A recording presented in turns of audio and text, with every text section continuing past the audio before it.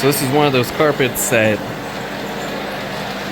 if you have proper dwell time and good chemistry, not always do you need to run a CRB over it, but this room gets quite a lot of traffic in the stairway, and then the other room that's over here had some pet stains on it, so we're running the CRB over it on top of extra dwell time just because of the amount of traffic to it. So this carpet also has an affinity for oils, so we have some citrus involved. After we treated the pet stains, we went around, or I should say Blake went around and pre-sprayed the rest of it with an enzyme-based pre-spray and citrus. And so running the CRB over it is clearly making a difference. Now, I say we don't always is because there are some Berber carpets that are not that soiled that we clean, and after multiple jobs, I've seen sometimes it doesn't really benefit it.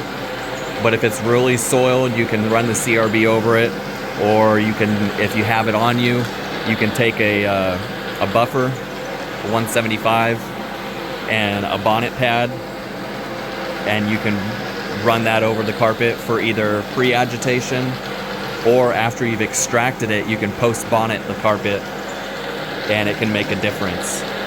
We rarely have ever came across a job where I felt like that was necessary, but that is something extra you can do if you feel like the carpet needs it.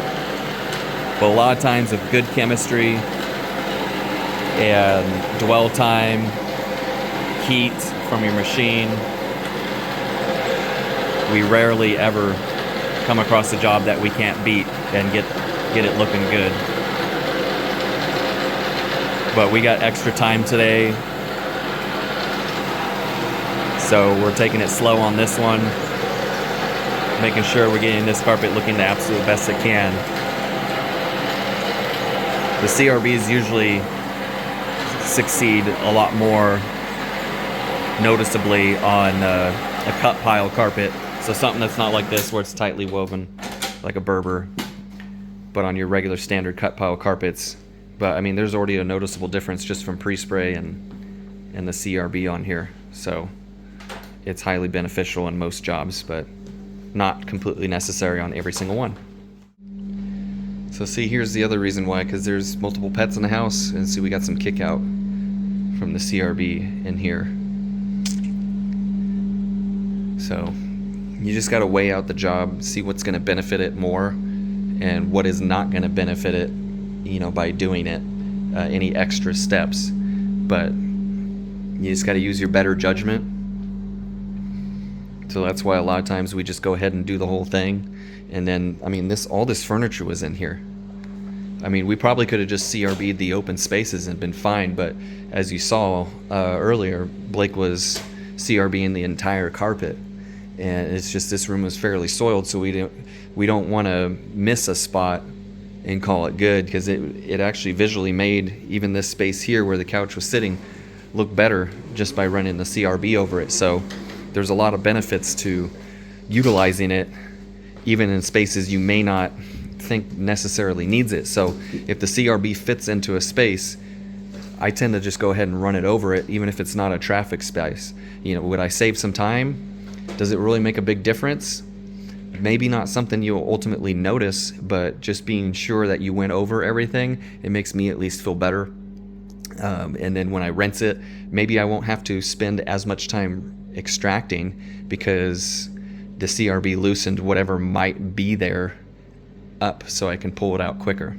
So that's why I have a tendency to just run it everywhere and call it good for that, even if I don't necessarily need to put it all over the entire carpet. Because again, there was furniture sitting inside this room too, but we ran the CRB over the whole thing, and whether or not this kickout came from this room or the other one, because it gets stuck in the CRB, and then a lot of times when you run over the little indentations from where furniture at, it makes it spit it out. So it could have came from the other room and not necessarily this one. It's still just good to run the CRB over it, and this carpet definitely justified us running the CRB and not just letting the pre-spray dwell and then rinsing it out, which we still could have did a good job with it, but I definitely feel like the CRB made a difference, and then the outcome of this carpet is probably going to be at least I'd say 10%, 15% better, which doesn't sound like a lot, but you know, when you take a carpet that looks pretty dirty or has a pretty rough walk space here, which was just right around where this sectional couch was, if this cleans up nice and it kind of blends better with the rest of the carpet, and there's only a little bit of wear pattern like right here, I think the customer is going to be very excited about the outcome of the carpet, and that'll likely get you repeat business. So just things to consider if you started out and all you're doing is rinsing and extracting. Even if you can't afford to get a CRB quite yet, get yourself a carpet rake. I know it's more work, but to at least rake the carpet after pre-spray for a little bit of agitation does help. I did that at my old job before I even knew what a CRB was, because they didn't teach us about that stuff. I used the rake on a hard traffic area, and I noticed it came out better because I pre-agitated it instead of just skipping straight to rinsing, because we weren't required to vacuum, we weren't required to CRB, just pre-spray and rinse, and they didn't use the best chemistry, so you really had to work for it to make it come out good. So somebody asked me in the comments about you know, raking the carpet for agitation because it wasn't in the budget yet, and I'm glad they're taking that into consideration instead of just skipping it. So it's harder work, but it will yield you very similar results just by spending that time pre-raking the carpet out after pre-spray. So I got to give that guy kudos, or whoever that was in the comments. If you're watching this video, you know, that's great. Of course, it'll get so much easier once you can go ahead and budget for a CRB, but yeah, that rake is going to make a difference for you in making the carpet come out better, even if you just use it in your traffic areas.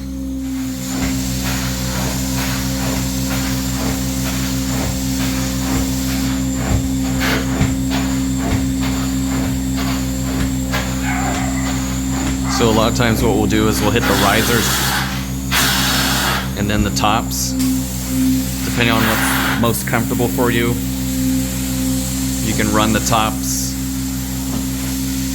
a few down and then hit the risers, or what I like to do sometimes is I'll do like a section at a time, since the stairway curves around. I'll hit all the risers and then come back up and hit all the tops. Doesn't necessarily matter which direction you do it in, as long as you're doing the risers before you're stepping back on clean carpet, obviously.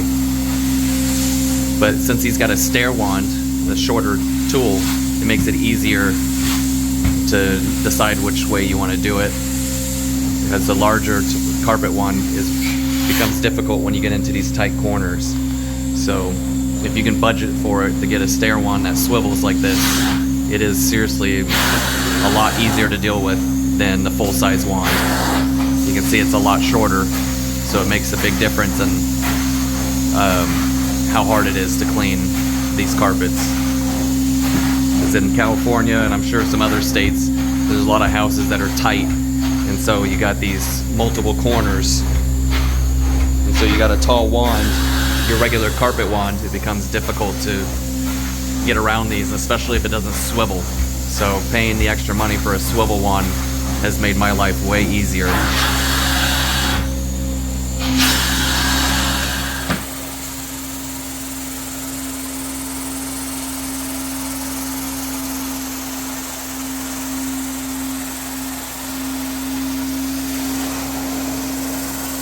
So this is the worst room, and it is actually shaping up pretty well so far. He's cleaning one of the hardest spots, because this is basically the way the layout was with the furniture, the entry to this room. So you can see that clean path he's done over here. He hasn't done his dry pass yet, but this carpet's already going to look significantly better by the time he's done. So this one's definitely satisfying. But we did a little experiment on this carpet, it felt like the suction wasn't all that great.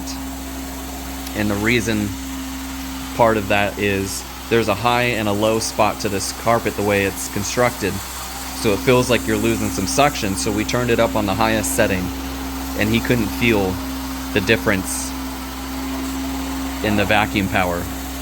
So it wasn't really benefiting him to have it on a high setting, which is usually, we only use that if we're doing longer hose runs. So for example, this black line here is 50 feet and there's 2 of them connected.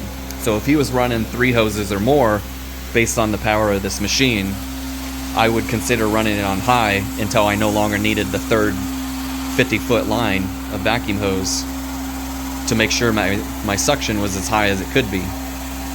But on this carpet, it's just because there's these, you can see the lines in between it. There's high and low spots. So the wand isn't suction cupping down to this carpet like some other rugs will do that are thicker, where it just snugs onto it. And it feels like the suction of the machine is a lot higher on those style carpets, even on the same setting. So we tested it just to see, because if it increases vacuum, then great, we'll do that. But when the carpet's constructed like this, the glide is going to do what it does. It's going to glide over it a little easier, feel like your suction isn't as high. So you'll want to consider thinking, oh, well, maybe I need to up the power of the machine and see if it increases my vacuum. Well, in this case, it doesn't. So to compensate, he's doing is just going slower on your dry passes. And that will compensate for the potential loss in suction that you're getting or feeling like you're getting on this style of carpet. Especially on Berbers, you want to go a little slower and you want to make sure you're overlapping your passes as he's doing. Because if you don't, you're going to end up with streaks in the carpet potentially, because you didn't pull enough moisture out of it, and it seems to show a lot easier on Berber type carpets. So something to consider. But yeah, usually when you get these rugs, like I said earlier about the CRB, sometimes not having to use them, if you're not using the CRB, I still go slower on Berber style carpets because of that fact. You're going to leave more moisture behind potentially, because it feels like your suction's not as strong on this style of carpet. So I'll just slow it down when I'm doing my wet and dry passes to make sure I'm getting up the maximum amount that I can, so this carpet will dry out perfectly, leaving your client with a nice clean rug that's going to dry in a reasonable amount of time. Depending on your machine, you should always adjust the speed of your vacuum passes anyways. We run, I'd like to say, at least medium-ish to larger machines, so our dry times are usually significantly lower than what a lot of people in our area assume it's going to be. So I'm guessing they're basing it off of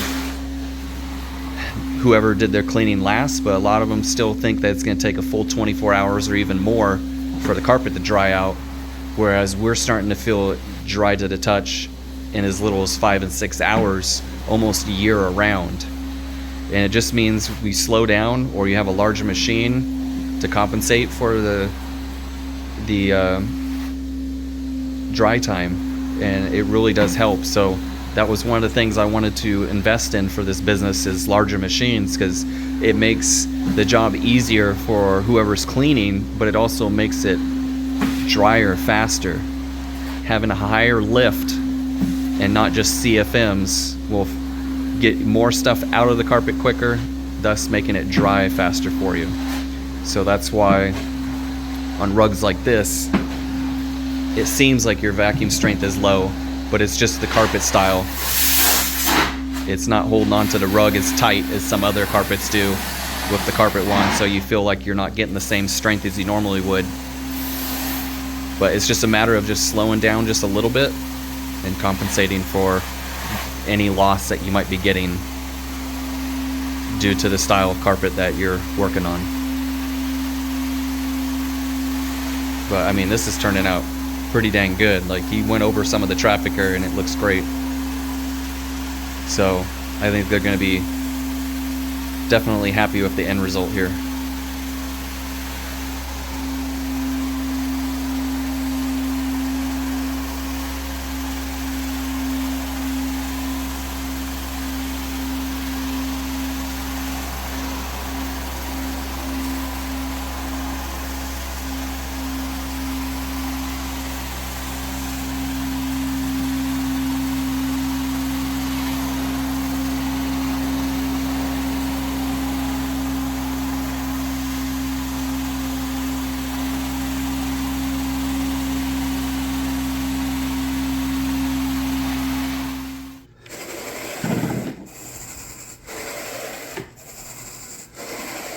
I have to say he did a pretty good job. The carpet turned out fairly well. Took his time. Did good dry passes.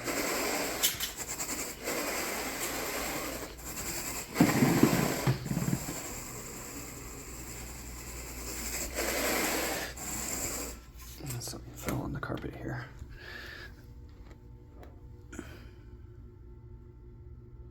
Looks like trash.